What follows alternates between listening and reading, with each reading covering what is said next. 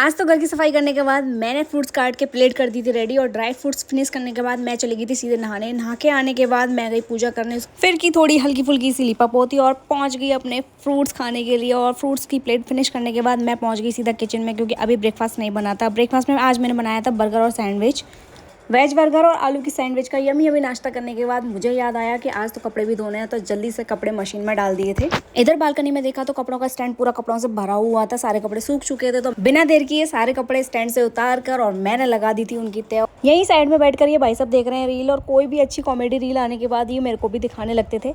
कपड़ों का काम खत्म करने के बाद मेरा ध्यान गया अपने बालों पर, और मैंने सोचा कुछ हेयर केयर हो जाए, लेकिन इन लोगों के होते हुए ना तो स्किन केयर हो सकता है ना हेयर केयर हो सकता है, क्योंकि इन दोनों की शरारतें और मस्तियां कभी भी शुरू हो जाती हैं। इसलिए मैंने अपना हेयर केयर स्किप करते हुए मैंने अपने बालों में ऐसे ही काट के क्लेचर लगा लिया।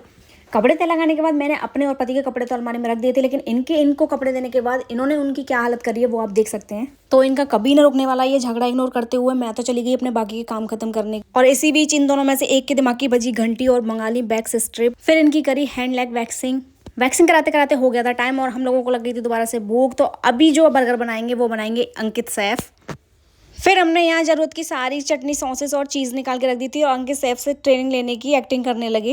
एक्टिंग करते करते ही हमारे कब बर्गर बन के तैयार हो गए हमें खुद नहीं पता, क्योंकि हम ट्रेनिंग नहीं ले रहे थे, सिर्फ एक्टिंग कर रहे थे। उसके बाद फिर मैंने बनाया शाम का खाना, जिसमें बनाई थी मैंने गोभी आलू पनीर की सब्जी। अभी सब्जी को देखा तो गोभी थोड़ी टाइट थी, तो मैंने उसको दोबारा ढक के रख दिया। फिर मैंने एक साइड में आटा लगा के रख दिया। उसके बाद हुई मेरे को मीठे की क्रेविंग, तो याद आया पतिदेव लेके आए थे पेठा, जिसमें एक था अंगूरी और दूसरा था पान वाला। तो मैंने दोनों ही पेठे फ्रिज से निकाल के रख दिए थे, जिससे कि वो नॉर्मल हो जाए और ठंडा ठंडा पेठा